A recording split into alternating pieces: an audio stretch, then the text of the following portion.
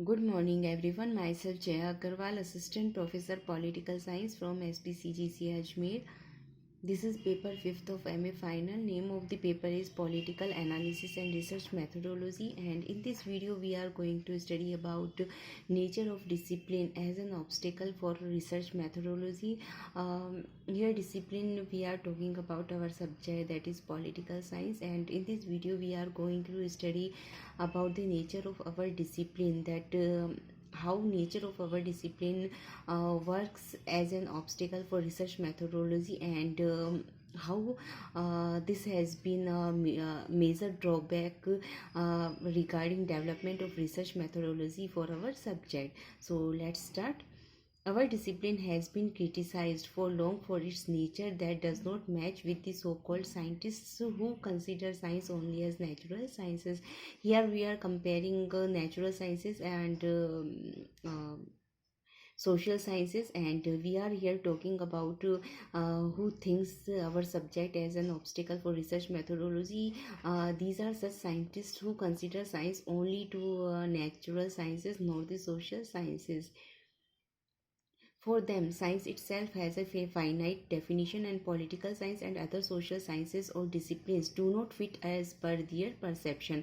Political incidents, those occur are qualitative and subjective, and lack of uniformity regarding political and social incidents is the core element of such phenomena. Each political incident carries some uniqueness, but the fact is that same incidents do not happen different places in the same way or manner. This is the reason why revolutions like French Revolution or such kind of revolutions are not possible in the Indian context. Political incidents are not static but dynamic. In fact, what seems to be static changes frequently or at times. Therefore, it is reiterated that political incidents cannot be predicted. Prediction is not possible in this discipline. The nature of human being can't be keep confined to the fact that is scientific rules and regulations. This nature is bound or determined by values, ideals, socio-economic and cultural environment, etc. Nature changes as per the changes happen to these factors. It is also said that to development science or to implement or execute it is immoral, as well as also experiments are. Current or modern research techniques which are prevalent are also being criticized, as these techniques are also not as developed as it should have been. For example, both interview and survey are, despite being scientific, have not been so successful regarding our discipline. Secondly, some methods are place and time bound or limited to certain place or and particular time. Other thought that prevails is that there is no need of such methods or techniques. On the basis of introspection and general awareness, every person himself can get better knowledge of political incidents. Most important thing is that because of these shortcomings of these methods, these techniques are not supported by public opinion as well.